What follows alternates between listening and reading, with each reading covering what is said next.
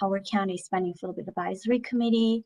We actually pulled this meeting as an actual session to continue our discussion of the recommendations to include in the final report. I will start with a little bit of logistics, and then I'll hand it over to Steve Hunt. Steve Pointed, our vice chair, as he mentioned in his email to all the committee over the week, and that he's not able to chair today's meeting as he's in driving to his work. So I'm very happy that Steve Hunt is able to help chair the recommendation discussion today. Just FYI, we pulled several voting members from the committee, and they're assisting in crafting the first draft to be brought back to the full committee for review and vote next week. During the process, it is discovered that one of the critical votes for the recommendation is not very clear.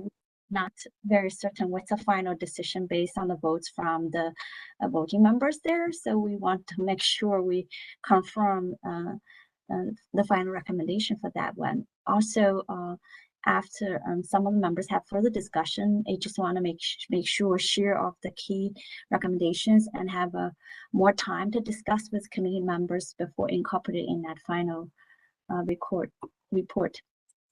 So I would like to just very quickly refresh people's memory about the charge of the committee.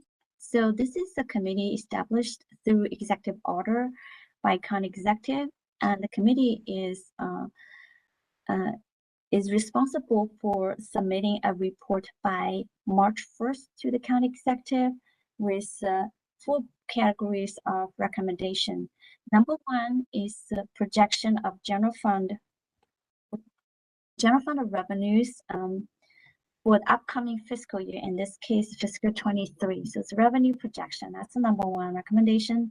The second is the recommended level of new county GO bond authorization in FY23 capital budget. So the third recommendation is about the long-term revenue projections or the fiscal outlook.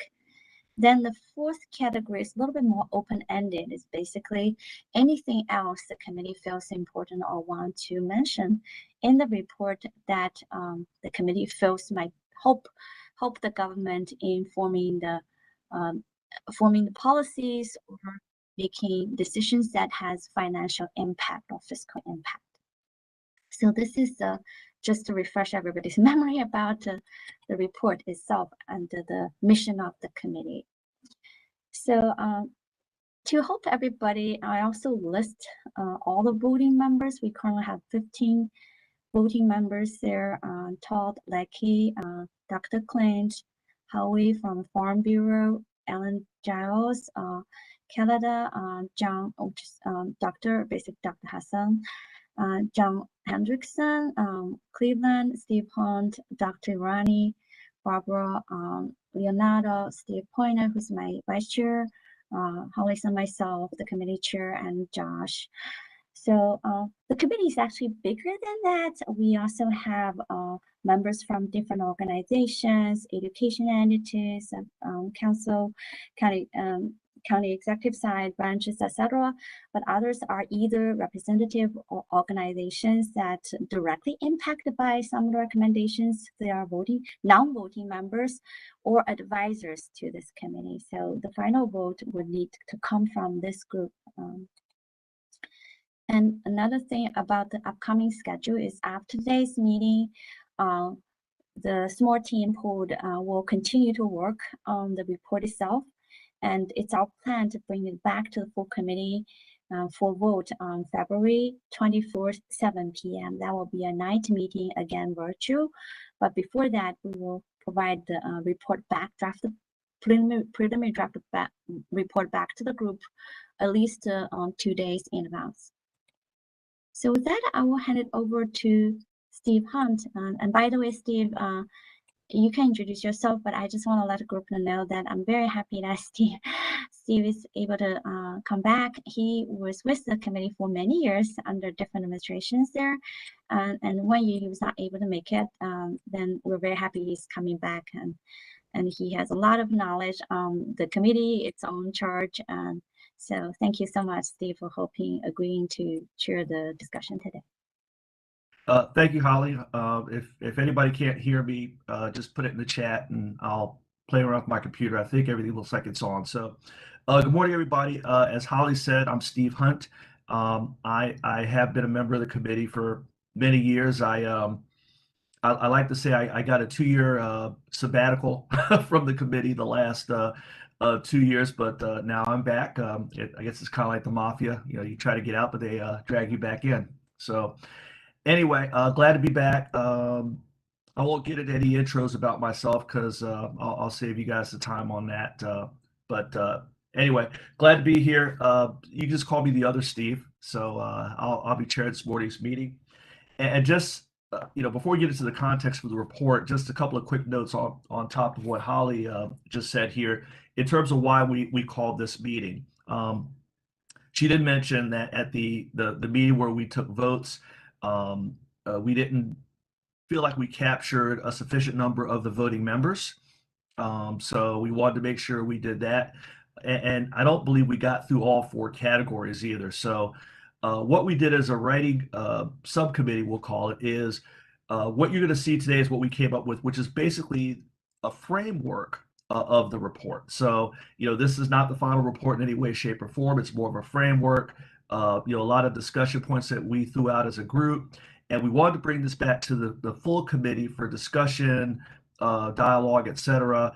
And then obviously we'll go back through and we'll take the votes. And just as a matter of housekeeping, our plan is I will poll the individual voting members one by one, and we'll just record those votes so that we have that for the record when we present to the county executive, county council, if that question does come up. So, and the other thing to note here is as we go through the different elements for the different voting matters, we'll call them, while I will be polling the voting members, we will also have a discussion before the votes, and everybody is welcome. This is why we have folks from different entities to provide, your insight, your analysis, your experiences, basically those things that will give us information and will drive where we go with certain things, because you all are on the ground. That's why you're here, and we certainly appreciate your presence. So anyway, that's really going to be the process for this morning, and Holly laid out the rest of the schedule. So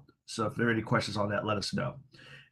So the context for the report, and just a couple of things that we came up with, and a couple of folks threw out a lot of ideas, and we captured them in a couple of bullet points here. So first and foremost, the SAAC has always recommended being more prudent and conservative in the budgeting. Some have accused us in the past of lowballing, but that really is smart budget practice. Because you just never know what's going to happen, and you see some of the X factors, I'll call them. Shifts in demographics. I don't know, Holly, if DPZ presented the demographics report. I might not have been there for that part, but we have been shifting in terms of our demographics for a number of years. Slowing growth trends. We're not growing as fast as we used to in, say, the 90s or the 2000s. Lessening developed, land that can be developed. I think the last number I saw, we were at 92, 93%. That doesn't include areas that are redeveloped, et cetera. But as far as new dirt, there's not a whole lot of it. And then obviously, the tepid national business cycle. I think Dr. Klitsch, captured that well as far as how business cycles work and how that can filter down for the national environment to here at the local level. Second bullet point, our economy was shaped by things outside of Howard County. The response of the federal government to COVID. We got a decent amount of money. In fact, the president, in his presentation to the National Association of County Governments, actually called out Howard County in terms of how we use money to, provide bonuses to teachers and others involved in our educational system. So we actually got a shout out from the chief executive of the country. So that's kind of cool. Next slide, please. So additional context, again, talking about COVID, the federal government spent nearly $5 trillion to combat this pandemic, and a lot of it went down to the local level. And from a budgetary standpoint, it really was a boon to Howard County. I mean, we got a good chunk of money from the American Rescue Plan, and a lot of that was because of our connection to the federal government. I'm sure Leonardo, Larry could talk about how many companies we have here that are federal government contractors or subcontractors, et cetera, or employees. So Howard County, because of our location and proximity to federal government entities, we did very well there. And then, of course, it must be stressed that the COVID economy is not the real economy. This economy was pumped up by funding from the federal government. So that in combination with historically low interest rates, all indications are that is going to change as well. We call it the paper gains, balance sheets, 401ks, investment funds, et cetera. Howard County, if you look at us in terms of counties across the country, we're the 1%. I think we're top 10 right now. We used to be top 5. I don't know where we are right now, but if you look at counties across the country, we are the 1%. So we've done well in this county, overall. So obviously that's not going to last forever. So that's the context that we wanted to present to everybody in terms of this report.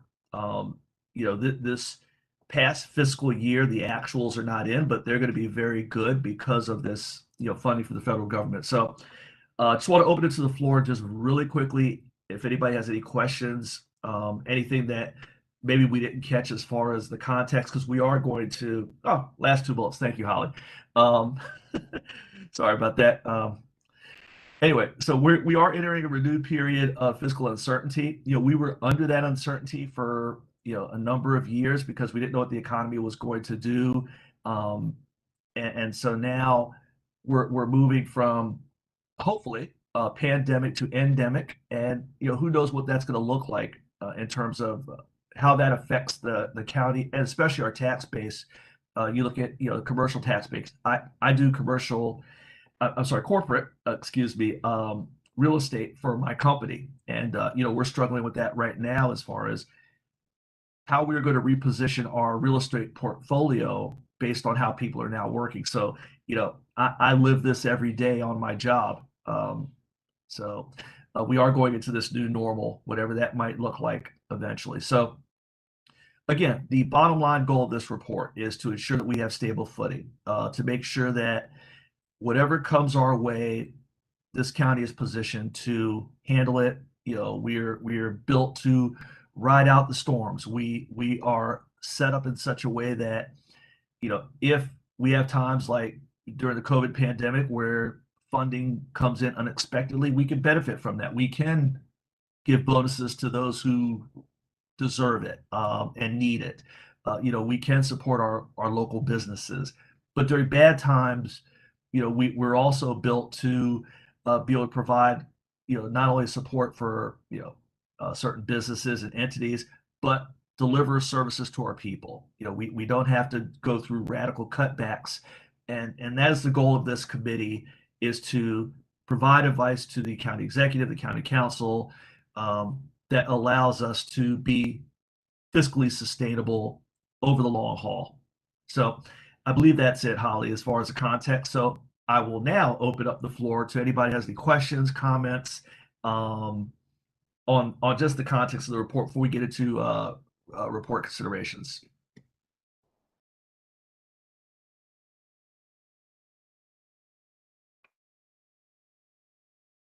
Here's somebody trying to buzz. Nope. Steve, Yes. we're going to put new motions on the table, correct? Yes. Holly and I just wanted to present that context, kind of to give an overview of what we're trying to accomplish with this report. this will be that context will be part of the report, the message that we want to send to the county executive, county council. So just wanted to give that context for folks as we're going through the various motions. So yes, we are absolutely getting into that right now if there are no questions or comments. So when we have those motions, there could be a call for discussion, correct? Absolutely. Okay. However, at this moment, I just, for the entire group, would like to share that I ended the last meeting having some concerns about process because I felt that I had actually put a motion on the floor for 65 million for the bond limit, and it had received a second, and I think it wasn't heard because we were asked to make a decision on our vote between 65 and 75. So it wasn't clear what was voting, and I actually perhaps because of my technological deficits, wasn't able to find the polling thing because I was told to hunt for chat. So I was hunting for chat. But anyway, so I didn't actually even vote, but I was concerned just overall who voted and if we'd really had the fulsome discussion that I would have preferred, because I think that there wasn't enough context. So I just wanted to own that for the entire group, that I'm one of the people that had some concerns. It wasn't kind of an amorphous sort of thing floating out there, but it was. But when I brought it to our small writing committee, it seemed that others had some concerns also. So that's all I want to say. Thank you. No, thank you, Barb. And you're right. I mean, we were all in agreement. In fact, I think we, a couple of us mentioned like the fact that things felt rushed last time. We were trying to get a lot in a short period of time. And I know in speaking with Holly, it's certainly something that we're going to consider and as a takeaway before the next SAAC comes together, that we give time for that discussion. So that was a point very well taken, Barb, and much appreciated. And I think you're right. There was definitely agreement in the room, if not unanimous, near unanimous, that was the case. So any other comments or questions before we press on?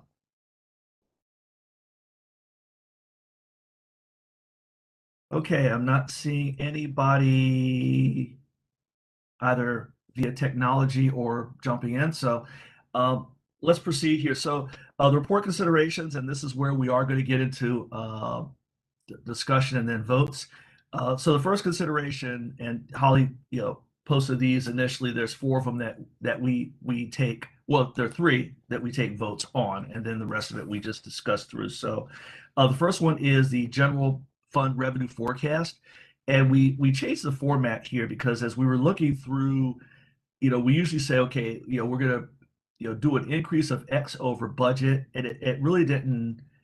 None of us felt like that spoke to reality because there are actuals that you should compare it to, not to what you budget to, because as I noted earlier, what really happens during a fiscal year is subject to so many factors and X factors. So one thing we propose is that we just put the flat number of what the revenue forecast is, and what the forecasts are indicating is that the revenue that will be a part of the general fund from a budgeting standpoint is $1.281 billion.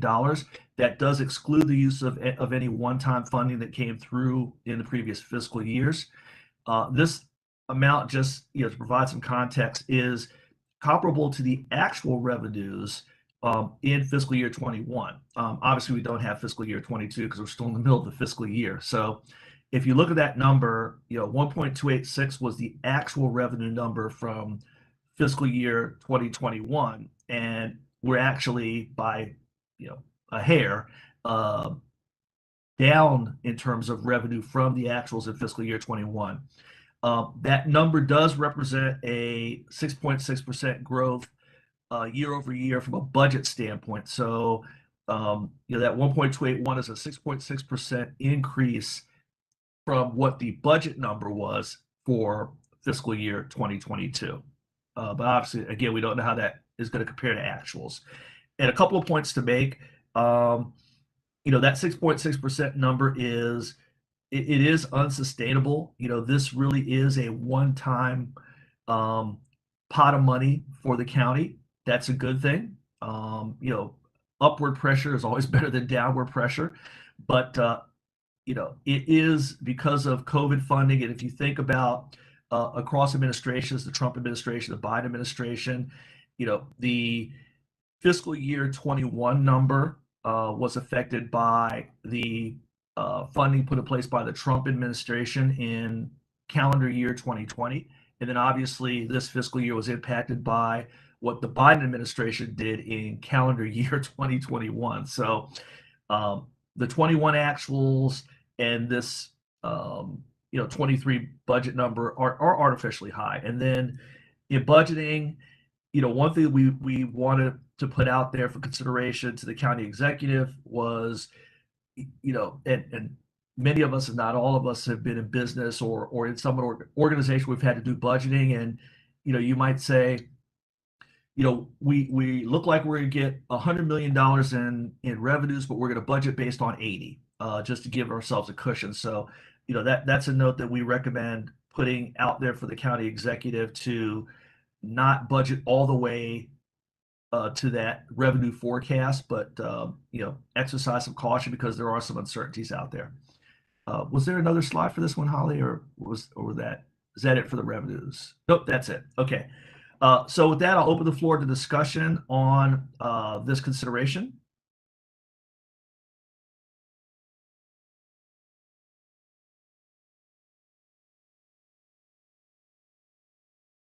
Okay. So Steve, yes. I just want to make sure for this consideration, are you looking for, I guess, are you looking for a motion or just if there's any comments? I just want to be clear as to what you're looking for on the considerations. Sure. Well, what I'll do first, Leonardo, is I will open the floor for discussion and then I will call for motions. Okay. So is there any discussion on this consideration?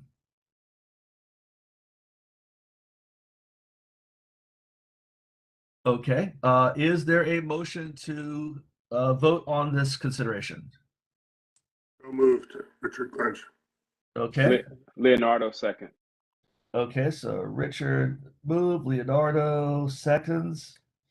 All right, so we will poll the voting members here. So if you just come off of speaker, or come off of mute, excuse me, when I call your name, and yay or nay on this one, and we'll proceed. So Mr. Atterburn. Yes. Ms. Boyd. Yes. Dr. Clinch. Yes. Let's see, Ms. Giles. Yes. Let's see, Mr. Hendrickson. Yes. I will vote yes myself. Dr. Arani.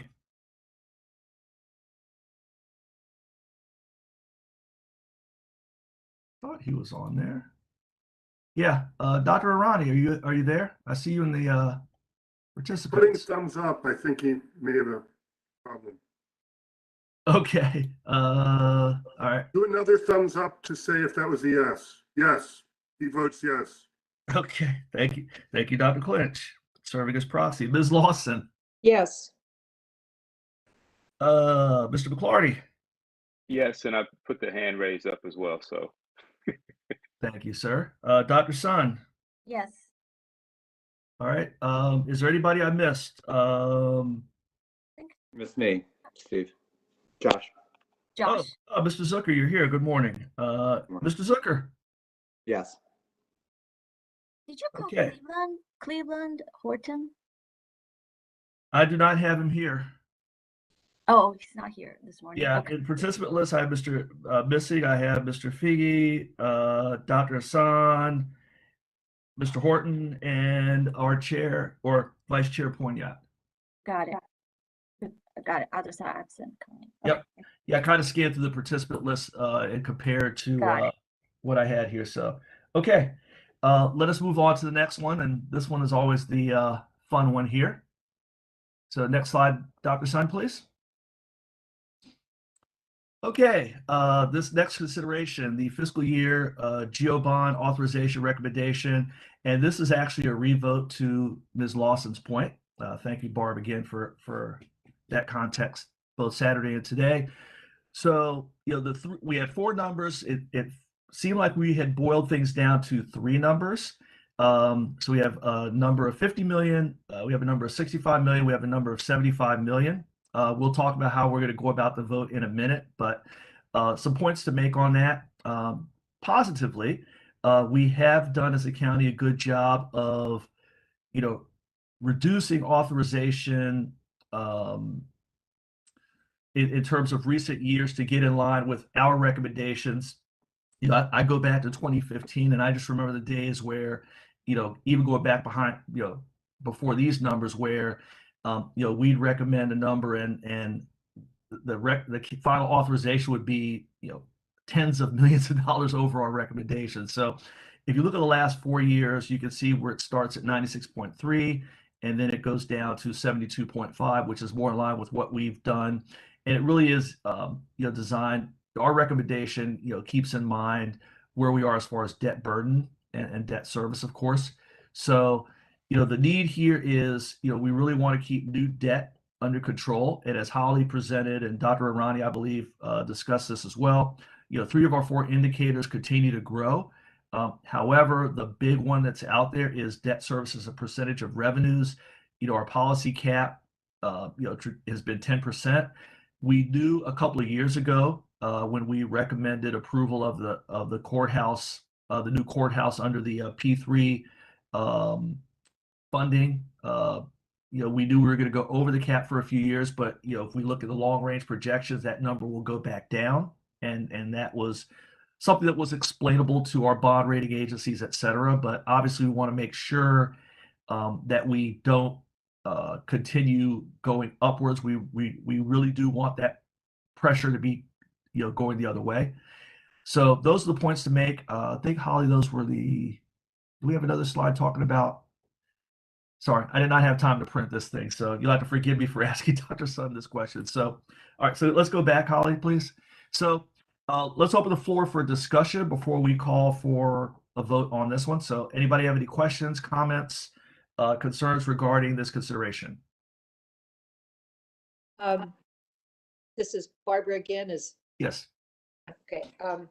Yeah, I was quite concerned, not only procedurally last time, but I didn't feel like that there had been a full conversation about context, which I think Steve and Holly have done a nice job of explaining, that we're kind of in a one-time situation with this revenue projection.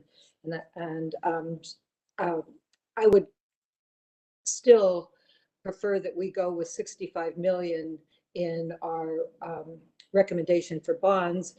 And my reasoning for that is that, as Steve mentioned, traditionally the county has continued to go considerably above our recommendation, which they have every prerogative. I mean, we are just a citizens committee making recommendations as carefully as we can.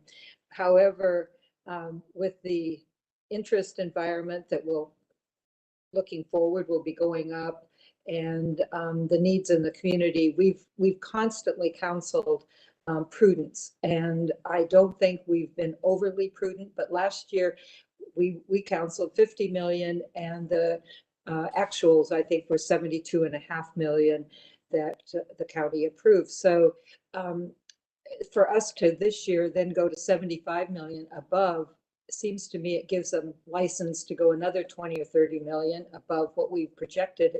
It's not in keeping with what we've been trying to suggest for fiscal responsibility.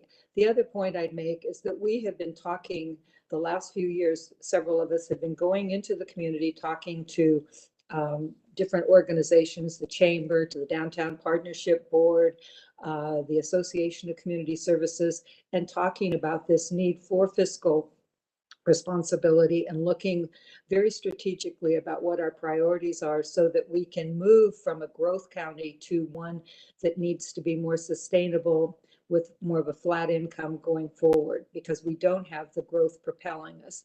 So I would encourage us, strongly encourage us to look more closely at those figures. And of course, I'm on record of saying that 65 million I think is generous in terms of where we might go. And you might recall that at least 3 times Steve Poynott, not Steve Hunt, recommended 0.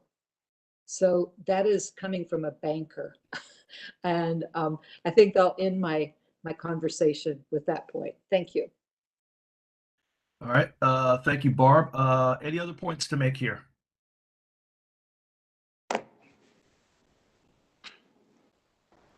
I would just, I guess, in many respects, echo Barbara's comments, and I think also just as someone, Steve, like yourself and Josh, that have been on the committee in previous years, I think we've also seen in some respects that we've given one number, and it hasn't been uncommon across administrations. So not necessarily talking about whether it was Dr. Ball, but even going back to, I think I first came on when County Executive Kittleman was the county executive. And so I say that again for context, that it hasn't been uncommon also for us to give a number and the administration go above that number. If I'm correct, and Holly, you can, correct me if I'm wrong. So I think going to a 65 in light of just some of the information that Barbara has mentioned, I think in many respects, again, allows us to be a little bit more conservative than perhaps what we may see in practice. Okay, thank you, Mr. McClarty. Anybody else? Yeah, Mr. this is Zucker. Josh here. I agree with Barbara and Leonardo, but I think 65 is a good balance just because it enables us to take advantage of the good times that we just had. We don't want to, we want to give some flexibility. We have a lot of needs in the county. We have needs outside of the school system that are great. We have needs within the school system that are great. And at the same time, we also have a long-term liability in that we have a underfunded rainy day fund. And we saw what happened to that at the end of the Ullman administration, coming out of a recession where we really did have to do mid-year rebudgeting that hurt expectations, hurt county workers, hurt our social safety net, and we have a chance to get that back up to a reasonable balance. So this is, I think, a 65 million is really, trying to repair the roof while the sun shines, and it's fairly prudent. So I'm going to agree with Barb and Leonardo. Okay, thank you, Josh. Any other comments? Steve, it's Ellen Flynn Giles.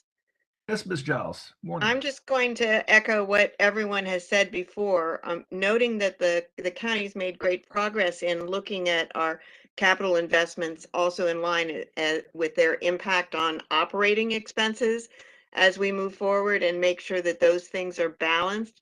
And so I think it's prudent that we, fall somewhere in the middle of the ranges here that were put out. 65 seems reasonable. And does allow us to take some advantage from one-time money that lets us do something, but we also have to be reasonable in understanding what that means as we go forward. So I'm in favor of 65 million as well.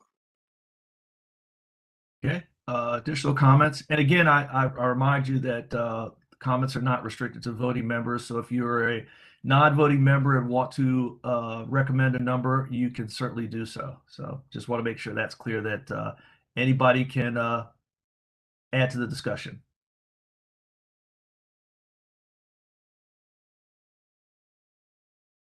Nope, no other comments. Yeah, my only final comment, and this is just my own comment since I'm a voting member, is for 75. And again, I think I mentioned this the last time when we did the original vote. If you look at the long-term projections, those projections as far as debt service percentage of revenue, I think we went, Holly, all the way out to 20, might not have been 2030, but it was, well out to the future. And that number, I believe, was based on if we just did 75 million going forward, what would that look like? And, it still allowed us to maintain our AAA bond rating. Our debt service number still went ultimately down below 10%. It did not make it get any worse. Yes, 65 million could accelerate that process, but I don't know. I'd be interested to see what that long-term look like with the 65 as opposed to the 75.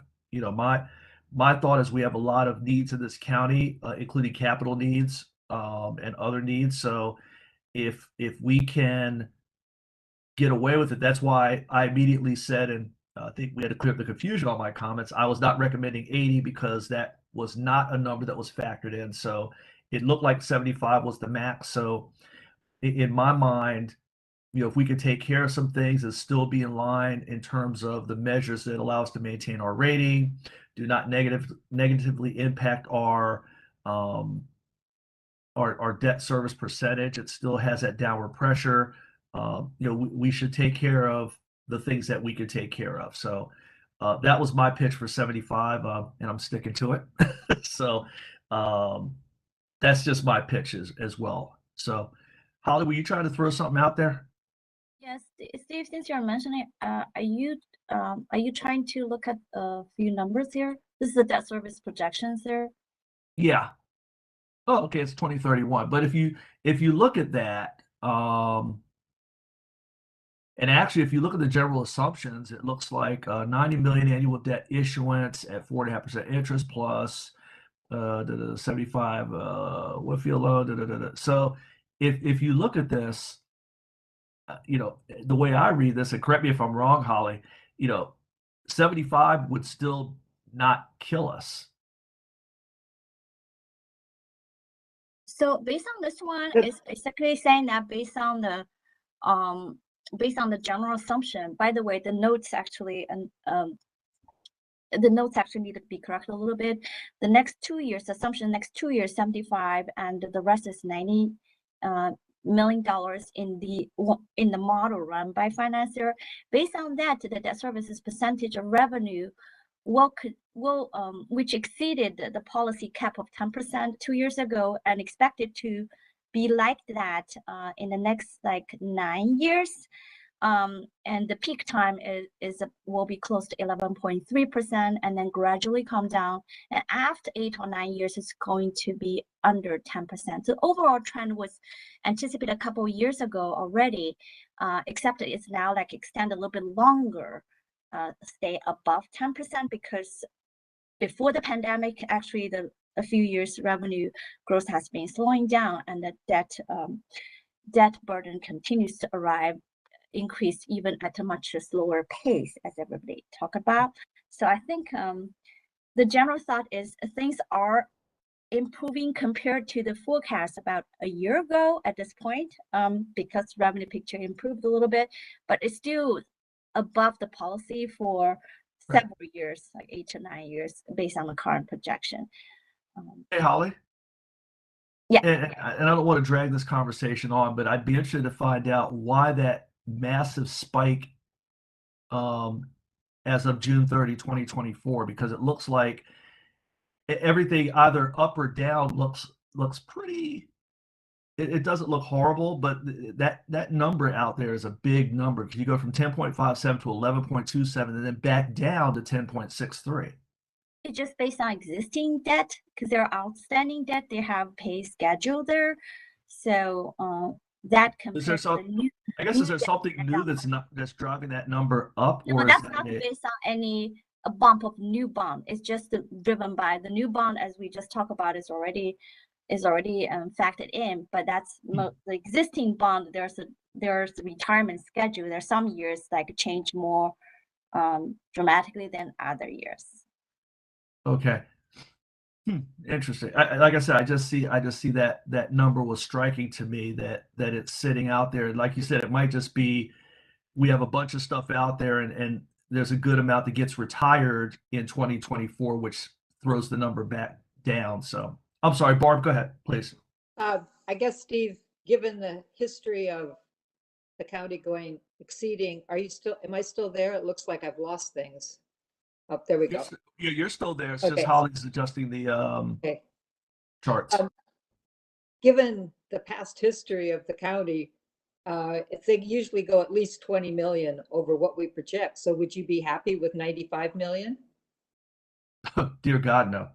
Well, that if you look historically, if we threw the history back up for the last 10 years, I think I'm not wrong that it's about 20 million that they go at least. So last time we said 50, they went 72 and a half. The year before we went something like 70 million and it was 90 some million. So the history is such that we need to continue to counsel prudence and not let the leash get so much longer.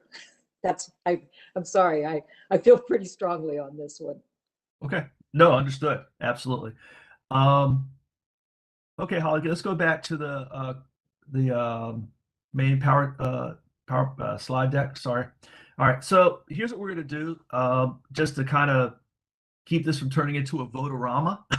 I'm not going to call for, or we're not going to call for votes on every single number here. So hopefully this works out.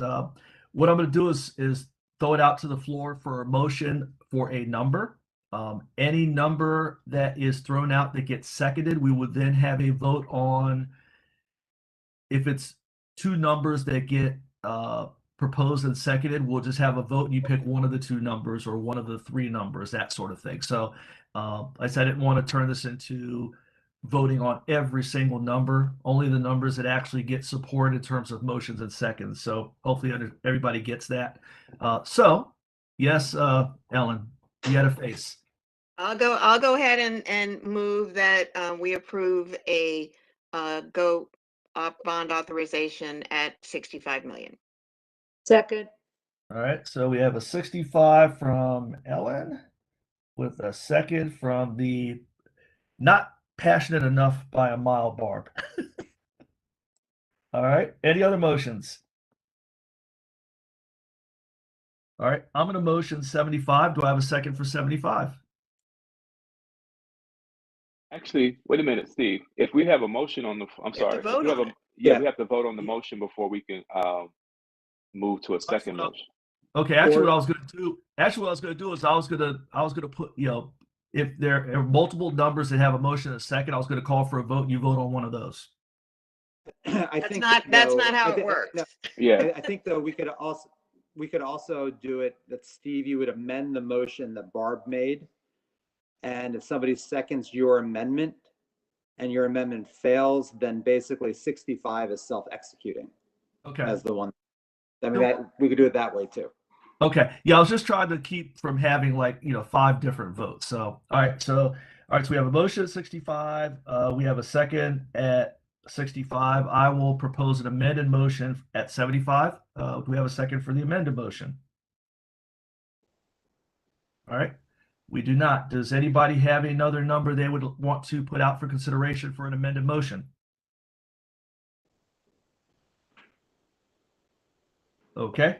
With that in mind, 65 is the number, so we will call the vote here. My paper here. Mr. Atterburn. Yes. Ms. Boyd. Yes. Thank you. Dr. Clinch. Yes. Ms. Giles. Yes. Mr. Hendrickson. Yes. I am voting no. Dr. Arani. Yes. Ms. Lawson. Yes. Mr. McClarty. Dr. Sun. Yes. Mr. Zucker. Yes. Anybody that I missed on the previous votes that are now here? Mr. Figi, Dr. Hassan, let's see, Mr. Horton, Mr. Poignot. Okay. Vote carries at 65 million for the recommendation. Holly, please note. All right. So the final voting item is long-term fiscal outlook. Next slide, please, Holly. So fiscal outlook, we are recommending that we go with an outlook that it has a revenue growth projection of 3.3 to 3.4% average based on the preliminary multi-year projections. And a lot of numbers here, but you'll see where we are from now through fiscal year 28. You'll see that the budget number for fiscal year 22 was 1.2 billion. Fiscal year 23 projected, as we talked about before, 1.281. And the interesting number here is if you look in the out years, you see that big fat 6.6% out there. But then if you look at the out years, the number really is in the 3.4 range. That's actually an improvement. Years ago we were looking at it, I think we're in the 2s. So our outlook has improved from where we were a couple of years ago. But some important points here. And Dr. Clinch, stressed this to us a lot, was, you could go 2, maybe 3 years out. After that, you really are, throwing a lot of darts out there. It's nearly impossible to predict it because, Howard County, because of where our revenues are based upon, for example, income tax, property tax, that triennial assessment, who knows what happens there. So, there are so many factors that you have to look at going forward. You just don't know.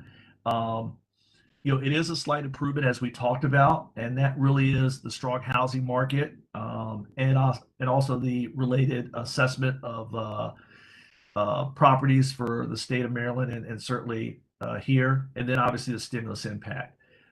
Uncertainties, obviously the pandemic, as again, hopefully we go endemic. Where does that go? What does the economic recovery look like?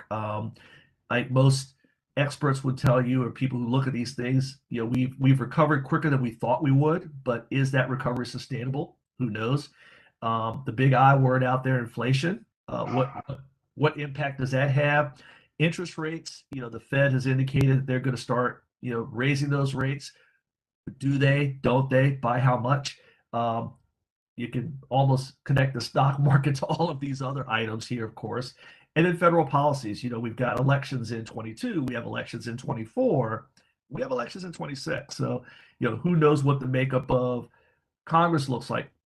Obviously, who knows what the state legislature looks like? I mean, we have elections, so who knows what happens there? And then long-term concerns. I mean, do our demographics continue to trend the way they have been? Land constraints, residential development shifts. We've seen a lot of projects go from, multi-year family units. So basically, the recommendation here is to develop a multi-year expenditure plan at that projected growth number. Next slide, Holly, and then we'll go back, because I think there were some additional points to make here. Again, long-term fiscal outlook. Wow. Sorry, guys. Projected gap between revenue and expenditures, it is significant. If you look at the projected, that 6.6 number as far as projected growth in revenues, just the recommendations we have as far as expenditures for various entities and agencies throughout the county is 2.4 times that. So, if the county's got, $1 coming in, we've got people asking for $2.40. So that is a problem. And that trend, if you look at some of the out year projections, it's going to continue. So final points here, county needs to look at long-term revenue expenditure drivers, really need to do a deep dive and a deep analysis to see how we can, right size things to where we can continue to deliver services within the, constraints of revenues coming in, and balancing different demands and services to make sure, again, we can ensure service delivery, but, within what we have to spend on those services. And then obviously expenditure needs and tax burden, because the big thing is, we don't want to tax ourselves into non-competitiveness to solve this problem. So that was it for this section. So Hal, if you go back to the previous slide, I'll open the floor for discussion before we take a vote on this consideration. So any comments, questions, concerns?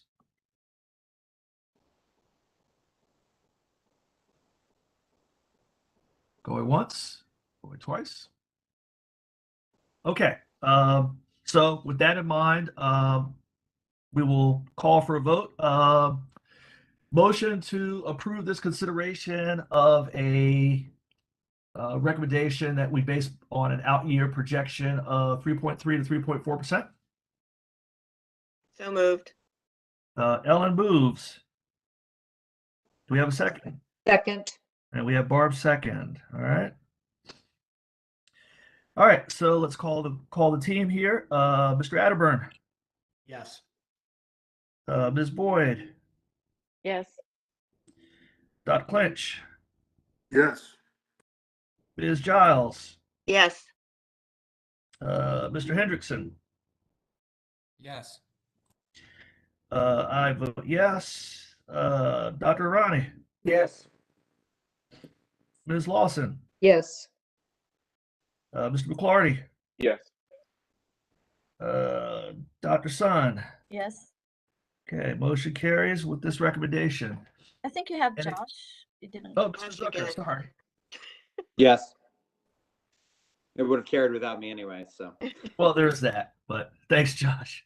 And again, just a reminder to the group voting and otherwise, we will have another vote when we have the draft document ready to go. So obviously there will be room for discussion. So if you think after the meeting, hey, there's a point that needed to be made there will certainly be another opportunity. So just to remind the room that this allows us to write the draft report, but we will obviously deliver the report to the group and we'll have another discussion and vote, et cetera. So obviously that'll just be one vote, but just let everybody know that there will be another opportunity if any thoughts come to your mind after the draft is done. So then we had the final section, which does not call for a vote here. These are just other report considerations. It's a section we always put for those who are new to the process or listening in into this document to the county executive, just other things to think about.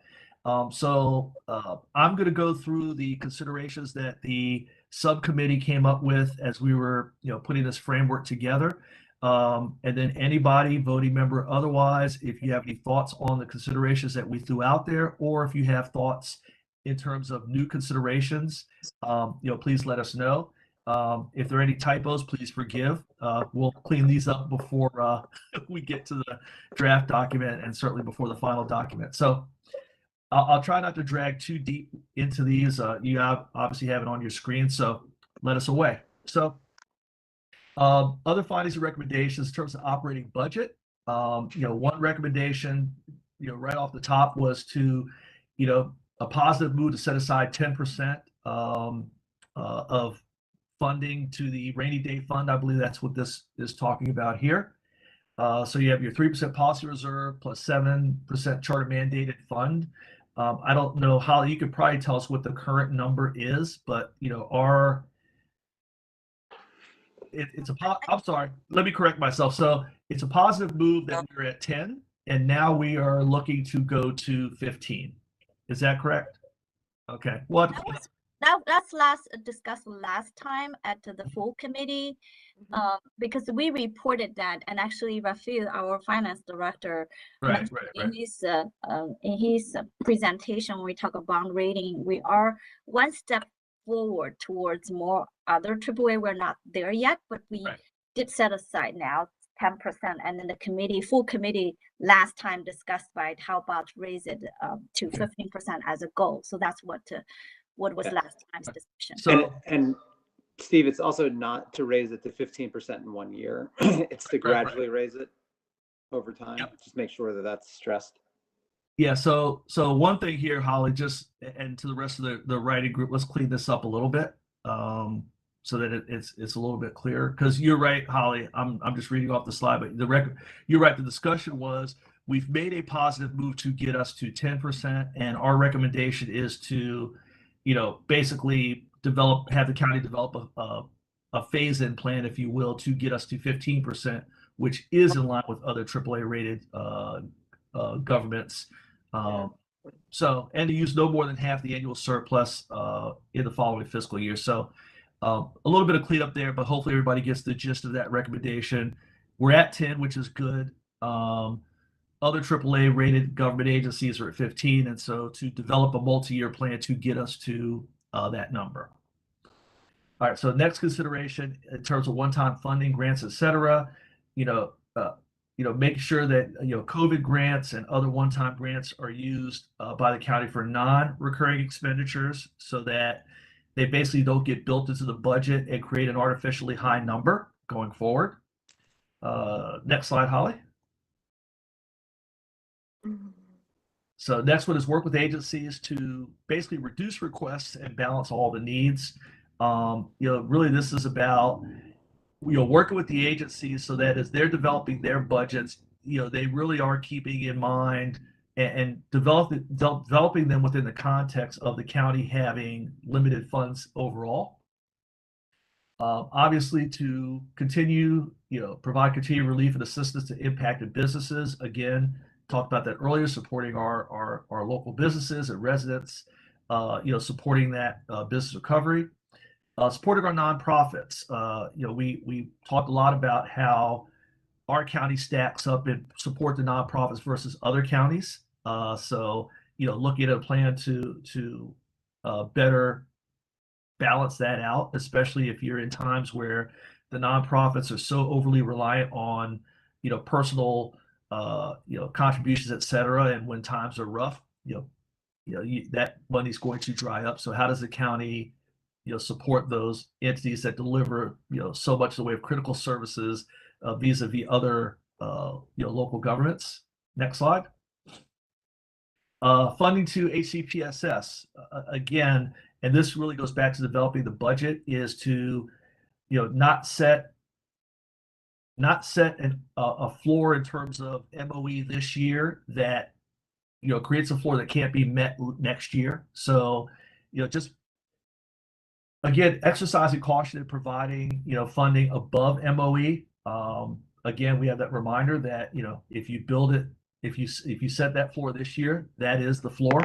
So whatever number you put out there becomes next year's number. So, we look at that 6.6 and say, okay, we can put the number up here, and now you got to live with it, and you can't go back. So just be careful in how far forward you go. All entities prioritizing needs and really just developing, long-term plans based on, if, as a county, we're looking at a 3.3, 3.4% projection. Everybody should develop their long-term budgets with that number in mind. And then get some clarity, because that was one question that came up on Saturday when we were going through some things. That what is that implementation unfunded mandate as far as the blueprint for Maryland's future? And I looked to my friend Jen Mallow in terms of providing some clarity on that, because the slides we got from HCPSS from Dr. Martiranos shows a $161 million gap. But if you look at the DLS study, it's saying that the county is we're already funding at a level that we should, and there should be no gap. And Jen, I don't know if you want to jump in here now before I continue on while this point is out there, or if that's something that just needs to go back to Dr. Martirano. I'm trying to jump on here. Hello, Jen. So by the DLS study that you're referencing is, I assume, the projections of what MOE should be? No, Which Holly, do you want to bring that up? that's not. There's the one called the local fiscal impact of blueprint implementation by DOS. I think Steve sent everybody over the weekend. And DOS, just like a school system, again, I think both the state and I think our school system are doing preliminary projection at this point. But on DOS own analysis, there are 3 different groups of counties. There are some school system there are projected to need more local funding beyond the historical trend.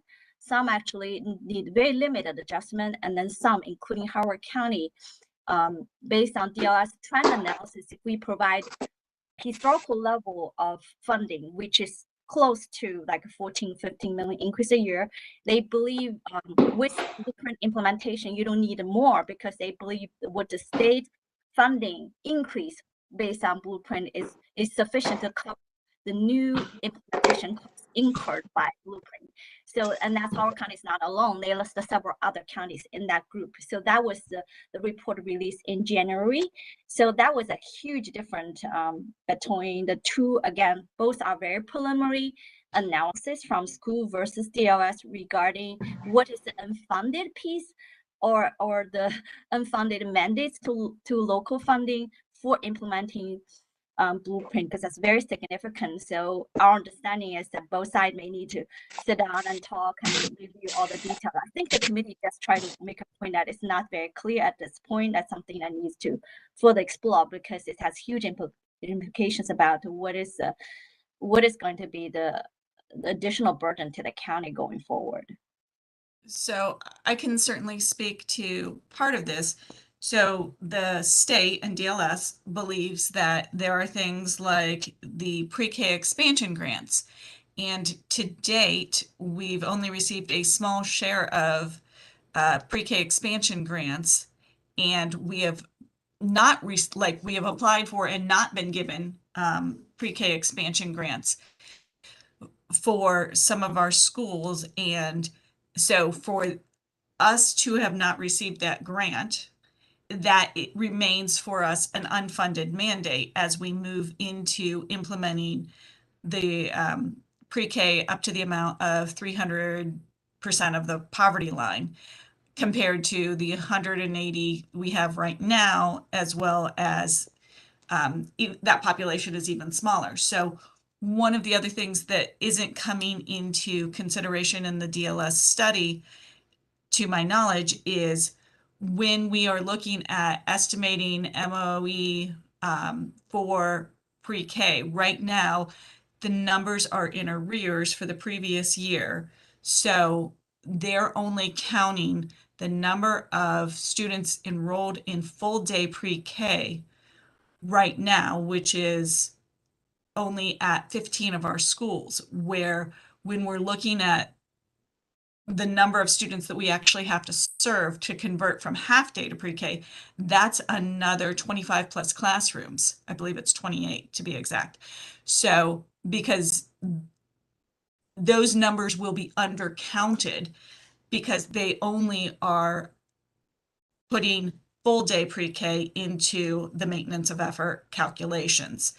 As well, the school system, because the county already funds us at levels above MOE, the calculations that DLS was coming up with, the funding stream is significantly limited for the school system. So I believe that, yes, there needs to be a meeting of the minds, but there's no way that we, at our current level of funding, can meet the mandates provided in the blueprint. Now, there is some consideration as from the state level about moving the blueprint timeline so that it spreads it out farther. But at the same time, we are still legally obliged to get our employees, our teachers, up to 60,000 by fiscal 27.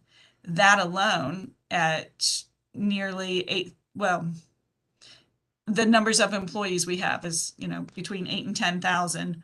So, but to get our teachers, our classroom teachers, and to expand the number of classroom teachers with pre-K, with associated services,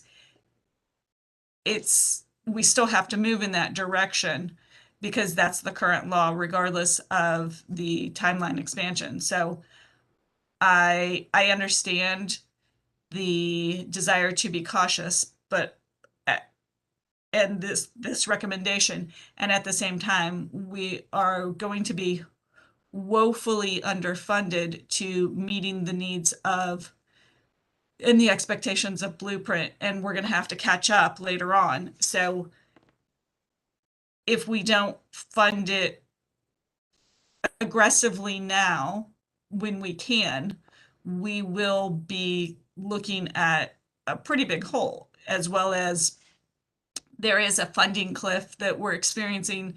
So prior to Blueprint 2.0 being passed, there were some grant funds that were issued by the state, and those are beginning to sunset. So when we look at funding, we do need to find additional funding streams.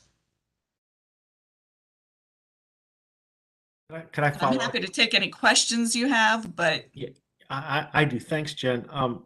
And just so I understand it better, and I'm not sure that any of us do, and you probably already know. Under the blueprint, are the salary requirements under the blueprint for pre-K teachers the same as for elementary, middle, and high school teachers? And what are the certification requirements for pre-K teachers that the current elementary, middle, and high school teachers have to meet? Are there requirements now for pre-K for certification? yes. Yes, so a pre-K teacher today must be a certified teacher, the same as an elementary teacher or middle, or like there are different certifications. So you can be certified for secondary or elementary or early childhood. And know that for every pre-K classroom, it's a 1-to-10 ratio mandated by the state. So 1 adult to every 10 students. That means that every classroom needs a teacher as well as a paraeducator and potentially additional staff like special education staff.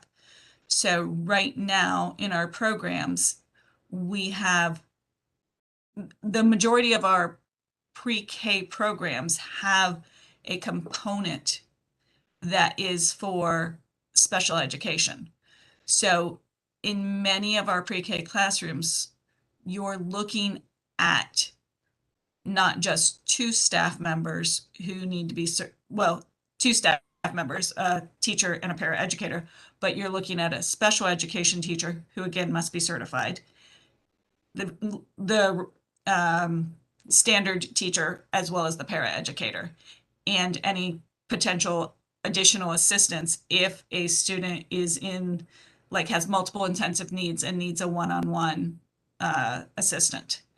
So for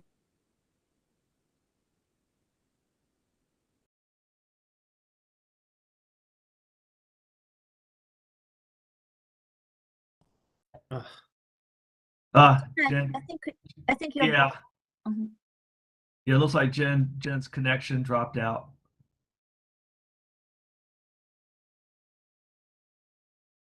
Holly, can you hear me? Yes, I can.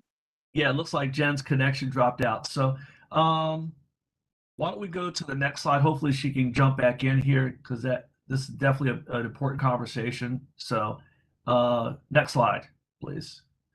And if Jen gets back in, we'll just go backwards here. So other findings and recommendations, operating budget. I think we put this one in just about every recommendation document for the committee, is to explore the use of technology and other innovative means by which to do service delivery and plan for a certain transition such as remote work.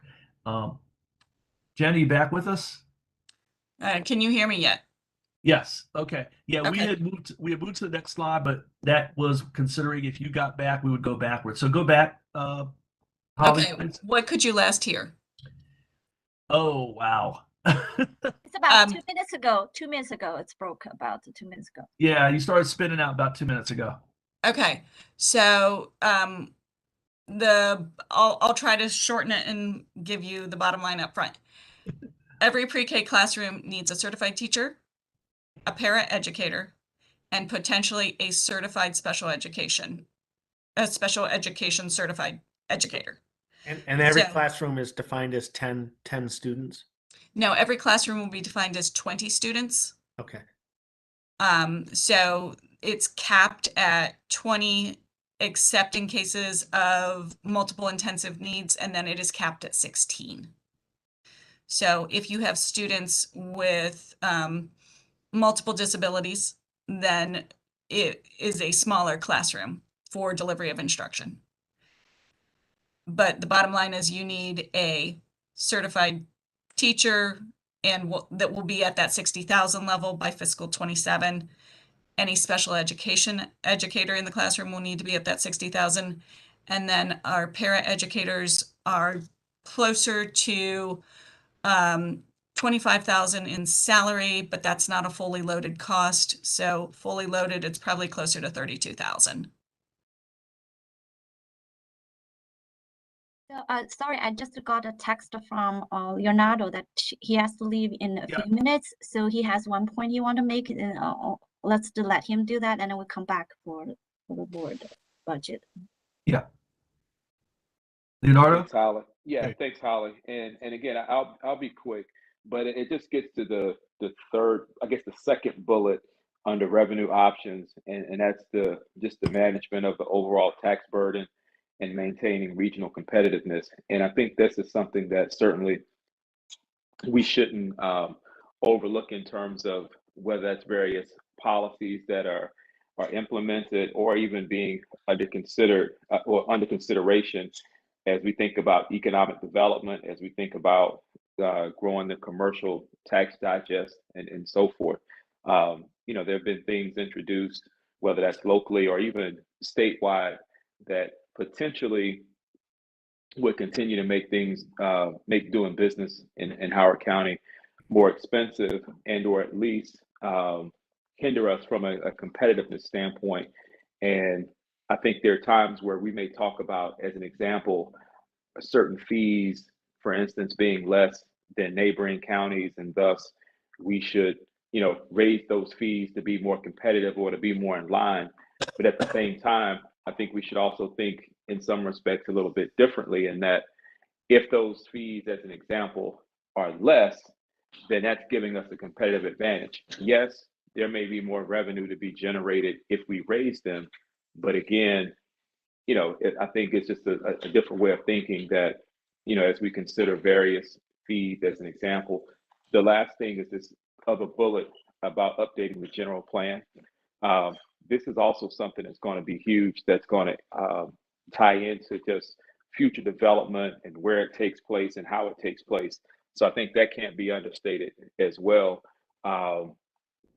particularly as we look at certain areas as growth areas, in light of the fact that, you know, as we've heard, you know, from DPZ, that it's not like we're just sitting on acres and acres of developable land and so forth. So those were just two things I really wanted us to just kind of reiterate prior to having to leave. Thank you, Leonardo. Thank you, Leonardo. Yeah, and so sorry, I think Jen, do you have any other things to add on that? Thank you for the information, by the way. I'm happy to take any additional questions if people have them. Right. I'm not sure what additional information. I don't know where I cut away, so I don't know what still needs explained. Yeah, I also. Well, I guess the last question was with Todd. Did you have any follow-up to your question? No, that's good enough for now. It was very helpful. Okay. Does anybody else have anything for Jen here?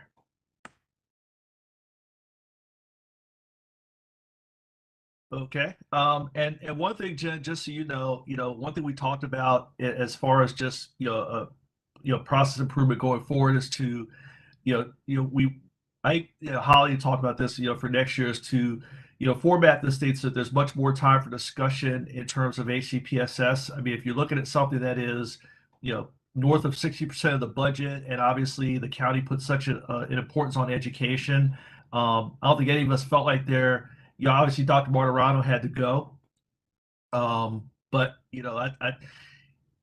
instead of saying, okay, ACPSS has 30 minutes and then we're just going to move on to the next one, we're going to try to figure out, it might be one of the days that is dedicated to just talking about it, because as you well know, this blueprint's not going away, and there clearly are some questions and clarity that is needed between, you've got the blueprint itself, you've got this DLS report, you've got what, you guys who are on the ground with this thing are discovering as far as what the classroom looks like. I think with that blueprint, it probably was a discussion worth having if there was no blueprint, but I think that that is a bigger discussion. Hopefully, for this year, the county executive will have a deeper dive with you all as far as the superintendent and the board. But I think we all agree that we need to have a deeper discussion as we're developing this committee report. So just so you know, and you can certainly take that back to your colleagues and to Dr. M. So I'll jump in for 1 second. I'm not sure it really fits in, and I don't want to dive into it in any depth at all this morning, but what concerns me greatly from a business perspective is how this impacts private sector daycare. And does private sector daycare survive if the standard is now set at $60,000 salaries for private sector daycare providers for 3 and 4-year-olds? And I don't need to go into it now. It's just something that does concern me greatly. And what are the implications for not just during the school year daycare, but when school is out and when school is off in the summer, and how that daycare survives when it now has to compete with salary levels that are completely unsustainable for the private sector in daycare. So I'll leave it at that. Well, I would love to briefly address that. And in terms, so there's 2 components. There's daycare for before pre-K, and then there's kind of before and after care as well. But in terms of the pre-K component, we are required to have community partners. And those will be, we're supposed to get up to the amount of 50% community partners providing this pre-K care. And the state will provide funding for that. However, the number of community partners right now that are willing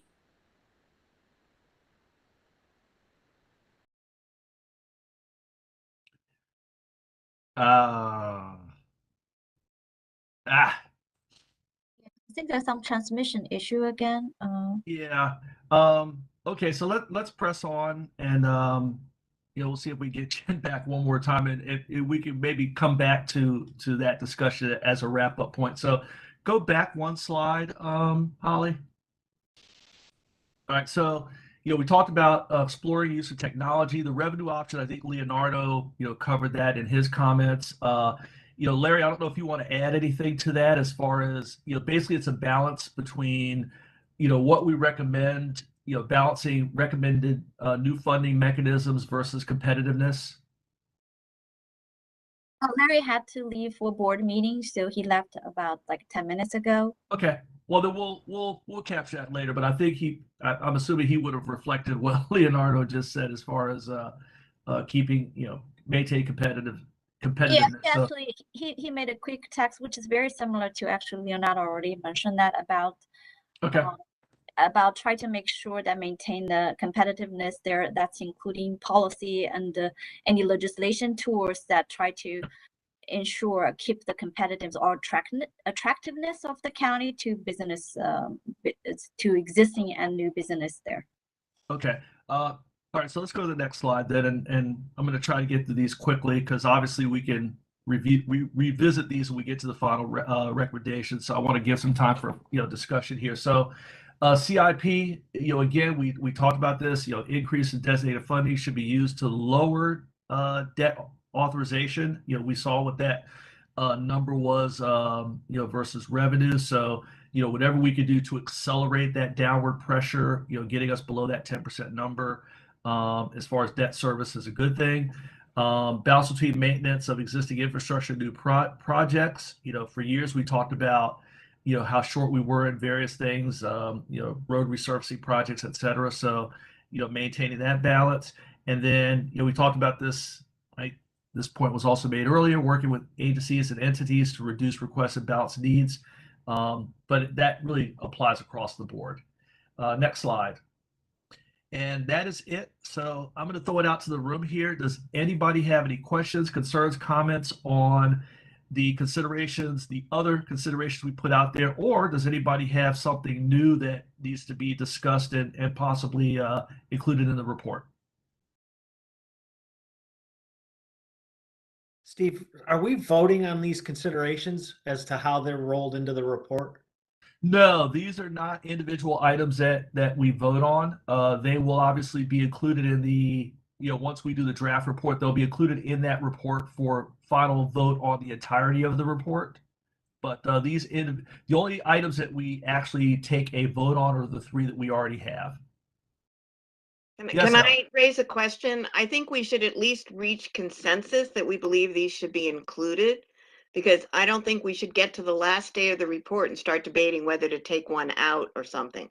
I think we should have a sense of, does everybody feel comfortable with these points being made in the additional pieces, and if there's anything else they think to go. It's not a formal vote, but I think we need to be going forward that this is the will of the committee. This is consistent with what the committee believes. Well, that's why I opened the floor up to discussion, so that if anybody has any problem, they can say it now before we even start writing the draft report. So does anybody have any comments, questions, concerns about the ones we put on the table, or any new ones? Or any new ones that you want to propose be included in the report? Excuse me.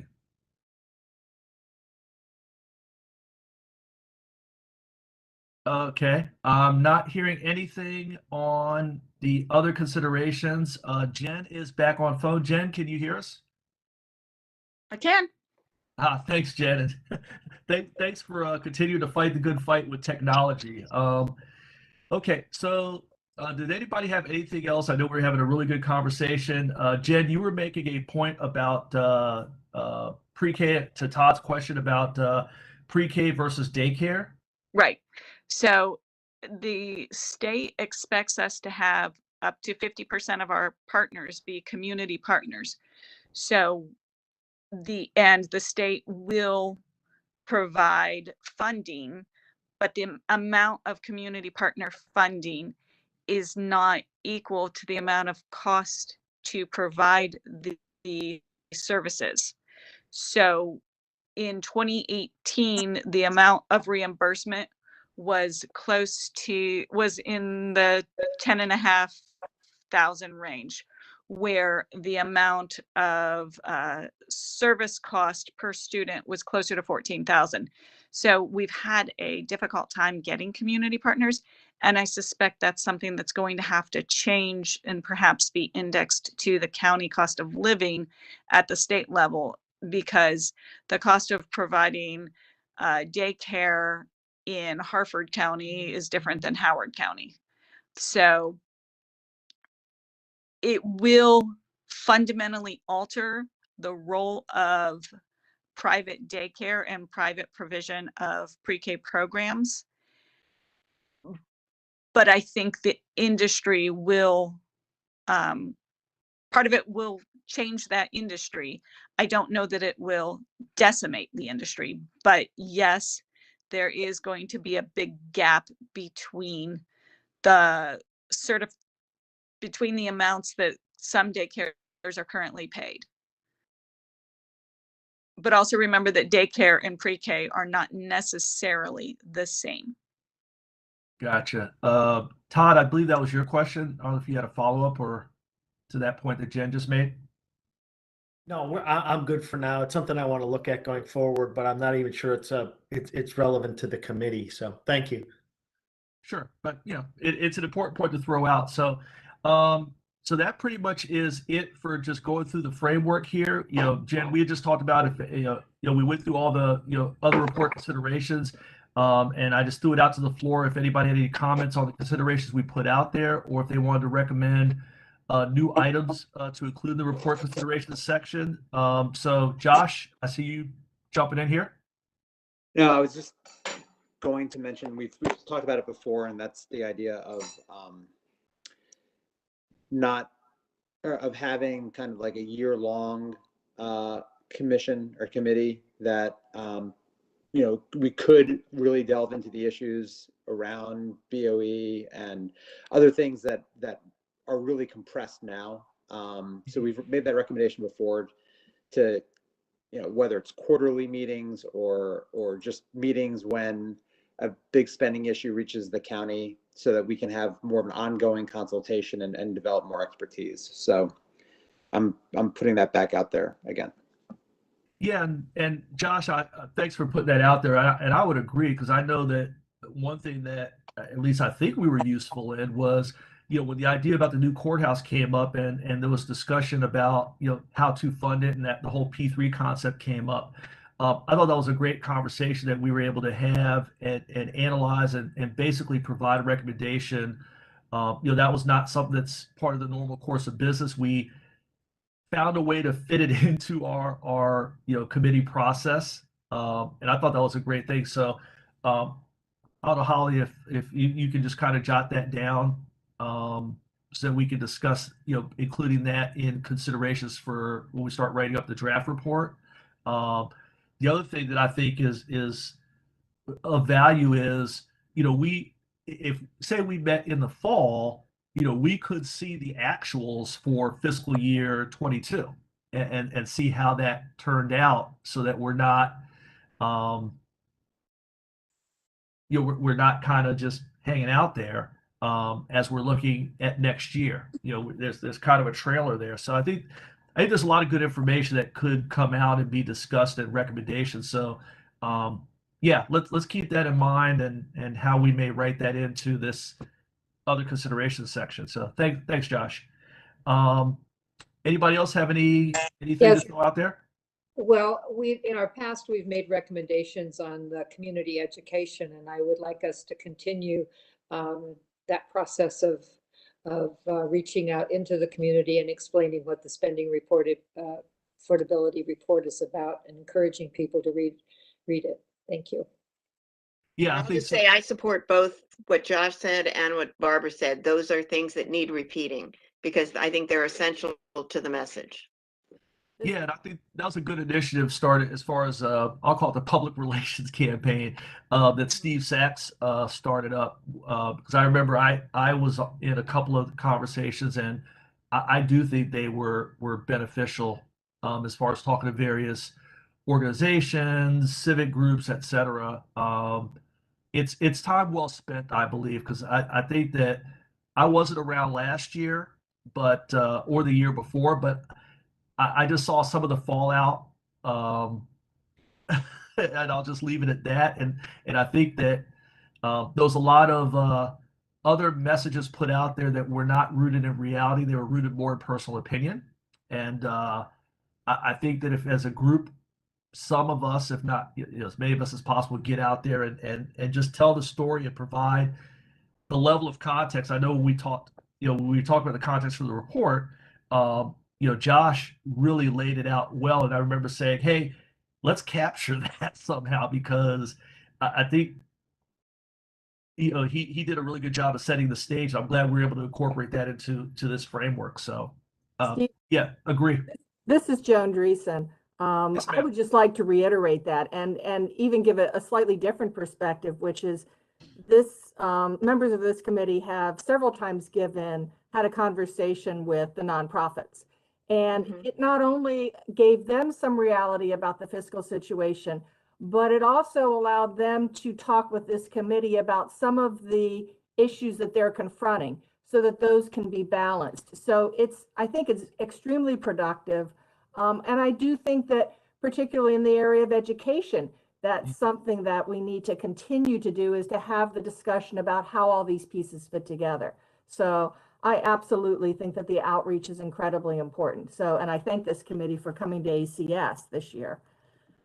Well, So Joe, what I will tell you is, and I believe it was correct. I'm sorry if I'm not giving proper credit, but I believe it was Barb and even Ellen who had some really good points on how this county how we deliver services, some of those, social services, et cetera, not, some of our non-profits versus government, and where Howard County's government stands versus other counties, and how much we rely on nonprofits to deliver certain services. And I'm sure that came out of conversations with you all. So I think we thank you for that input, because some of the stuff that they were talking about on Saturday, I did not realize what other counties did versus what Howard does, or to be quite blunt, doesn't do in terms of funding for some of those services that are delivered by nonprofits that you wouldn't think they do that. Yeah, and I so appreciate that input. I really do.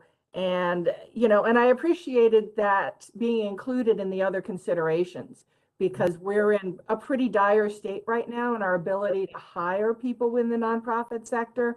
And it's a real concern. And I'm hoping that we can have more of a conversation with county government officials about that as they develop the budget. So, but Okay. Thank you all for that. It's truly appreciated.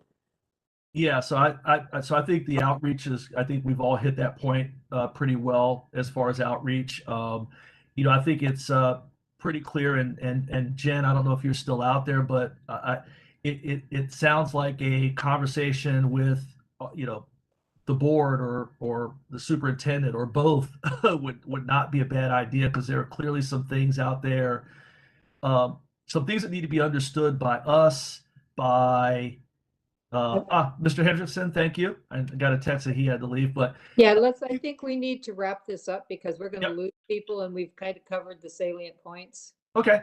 Thank you, Barb. It is 8:42. So does anybody else have anything? I think we all are in agreement on the point about outreach, and let's definitely put that into the report. Yeah, we'll definitely add that, the 2 points that just made. Okay. Holly, I think I'm done with my part, so I'll turn it back over to you to wrap up. And Thank you. Thank you, Steve. Thank you, everybody, Thank you very much for chairing the discussion on that.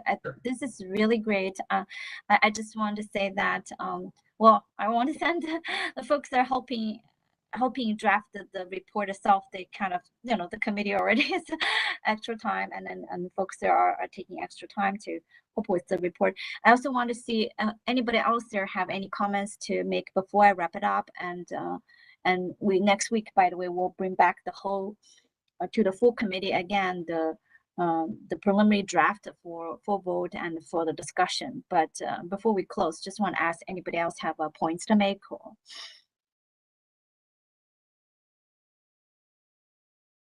Okay.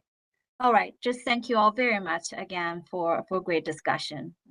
I really appreciate it. We really appreciate that. I'll hopefully see you next week. Yeah. Thank you. Thanks all.